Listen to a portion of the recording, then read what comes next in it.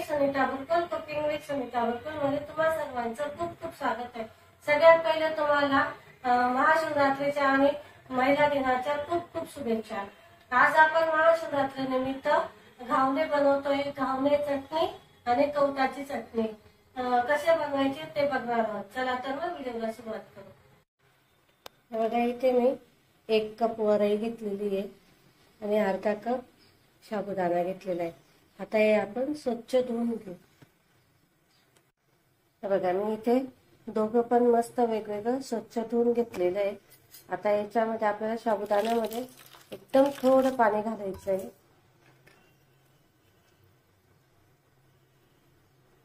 तसंच तुम्ही वरईमध्ये थोडं जास्त पाणी घातलं तरी चालतं।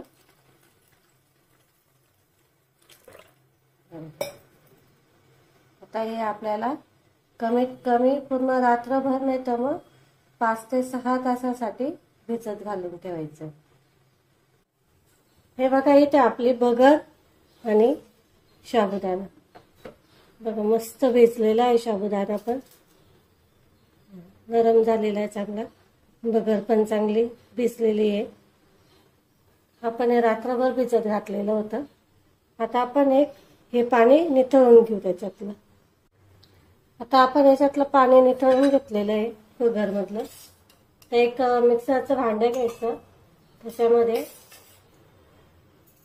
आपल्याला हे सगळं दळून घ्यायचंय।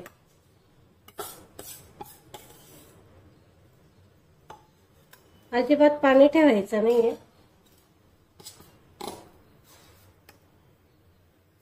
साबुदाणा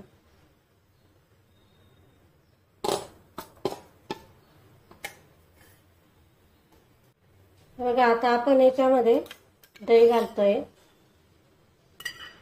दही नसेल तर तुम्ही इथे लिंबू पण वापरू शकता, ज्याच्याने की थोडा आंबूसपणा येतो आणि घावणे मस्त छान लागतात। आता हे आपण दळून घेऊ। बारीक दळायचं एकदम आपल्याला। हे बघा इथे आपलं मस्त असं बारीक दळून झालेलं आहे। आता मी एका बाउलमध्ये काढून घेते। याचे तुम्ही पाहिजे तर डोसे पण करू शकतात, याचे डोसे करू शकतात। आता आपण याच्यामध्ये पाणी घालून सरसरीत असं बॅटर बनवून घेऊ। थोडं पाणी पहिले भांड्यात टाकून घ्यायचं, म्हणजे जे खाली पीठ बसलेलं असेल ना ते निघून जातं।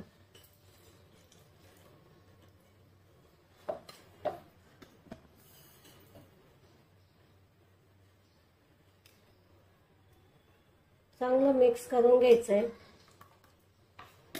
आपण जसे घावणे बनवतो ना, घावण्याला कसं करतो एकदम सेम प्रोसेस आहे, तसंच करायचंय। हे बघा असं।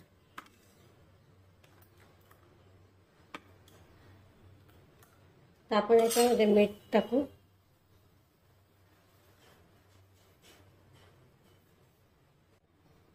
चवीनुसार मीठ टाकायचं।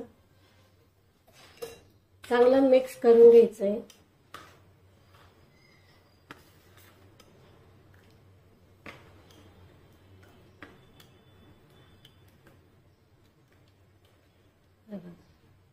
मस्त असं आपलं बॅटर बनवून तयार झालेलं आहे। आता आपण चटणी बनवून घेऊ। तर आपण इथे दही घेतोय, 1 पाव दही घेतलेलं आहे मी।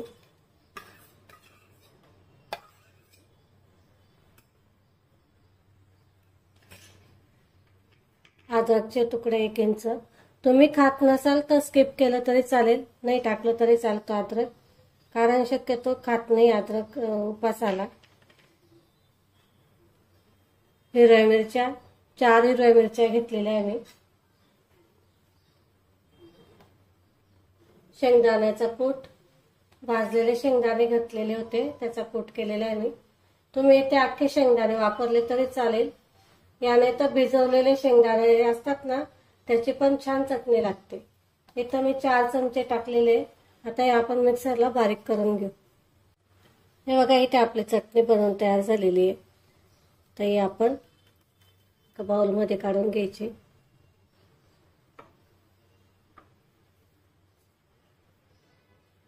चवीनुसार मीठ मिक्स करून घ्यायचं. आपण एक तडका तयार करून घेऊ. इथे मी 1 चमचा तूप गरम करून घेतलेले, त्याच्यामध्ये जिरं घालते. जिरं खात नसाल तर नुसतं तूप गरम करून टाकलं तरी चालतं.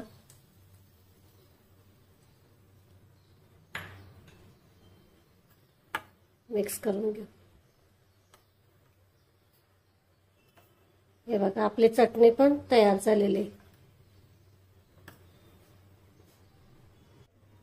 इथे तवा थोडासा तापलेला आहे माझा, तर आपण याच्यावर तेल टाकून घेऊ. थोडंसं तेल टाकायचंय. त्यानंतर पेपरने चांगलं कोट करून घ्यायचं आहे. म्हणजे काय होतं की जे आपण घावण बनवणार त्याला त्याचा कलर येणार नाही, छान असे पांढरे येतात. ही प्रोसेस केल्यामुळे काय होतं की घावणे याला चिपकत नाही.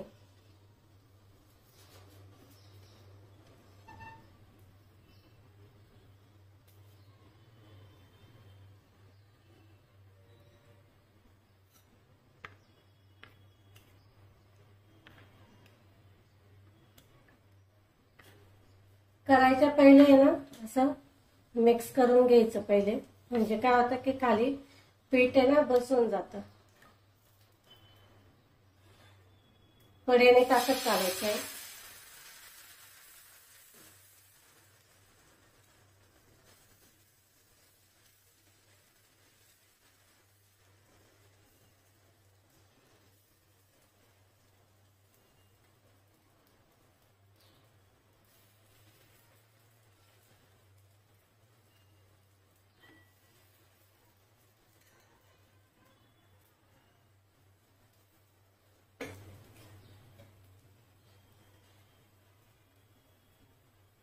त्याच्यावर आपण झाकण ठेवू 1-5 मिनिटासाठी. कारण आपण याच्यात भगर टाकलेली आहे, त्यामुळे भगरेचं काय होतं की तुकडे पडतात. मग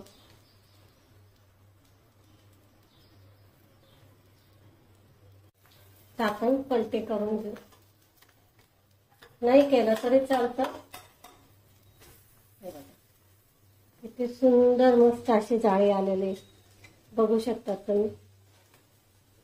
बघा मस्त जाळीदार बनवून तयार झालेले आपलं घावण बघू शकतात तुम्ही.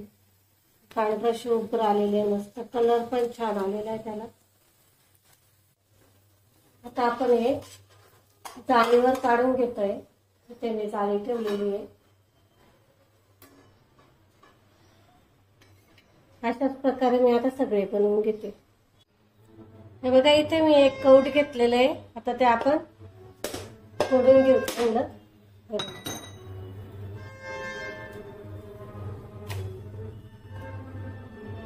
असं असतं कौट बघा.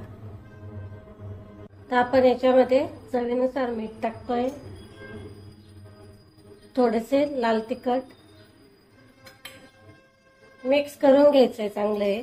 तर आपण याच्यामध्ये गुळ घालतोय.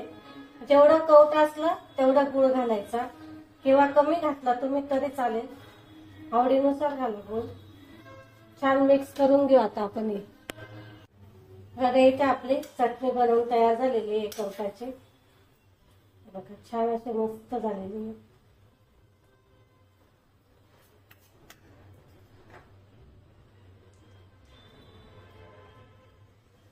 हे बघा आपली कौटाची चटणी तयार झालेली आहे. बघा इथे मस्त असे मऊसूत आपले घावणे बनवून तयार झालेले ते. त्याचबरोबर आपण चटणी बनवलेली आहे, उपासाची चटणी आहे आणि कौट आहे, कौटाची चटणी पण बनवलेली आहे आपण. खूप छान अशी टेस्टी लागते ही कौटाची चटणी पण. याच्यातल्या बिया मी काढलेल्या नाहीये, कारण त्याच्यामध्ये खूप असं प्रमाणात प्रोटीन वगैरे असतं, त्याच्यामुळे या बिया मी काढलेल्या नाहीये. मुलांसाठी त्या खूप छान असतात. आणि तुम्हाला जर आवडली असतील आजची रेसिपी तर लाईक करा, शेअर करा आणि सबस्क्राईब करायला विसरू नका. आपण लवकरच भेटू पुढच्या रेसिपीला. तोपर्यंत नमस्कार.